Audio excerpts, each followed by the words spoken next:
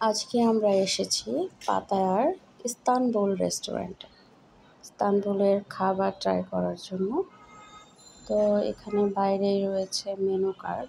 আপনি চাইলে বাইরে মেনু দেখে ভেতরে যেতে পারেন, অথবা ভেতরে গিয়ে বসেও মেনু কার্ড দেখতে পারবেন। তো এটা ছিল আমাদের এন্ট্রি গেট, এবং এটা দিয়ে ঢুকে প্রথমে একটা লাইভ কিচেন ছিল। দেন তারপরে তাদের কাউন্টার, টিপ বক্স, বিভিন্ন খাবার সাজানো।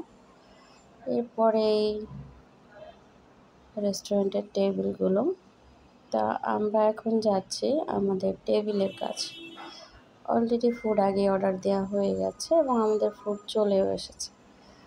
এখানে আমরা 3 ধরনের রুটি অর্ডার দিয়েছিলাম, সাথে ইস্তানবুলের একটা বিখ্যাত রাইস আইটেম ছিল। তো এগুলোই ছিল আমাদের খাবারের মেনু। এটা ছিল পিটা রুটি এবং সাথে একটা সালাদ দেওয়া ছিল। আর সবচেয়ে ভালো লেগেছে ওদের টিস্যুগুলো। আমার টিস্যুগুলো এত সুন্দর ছিল।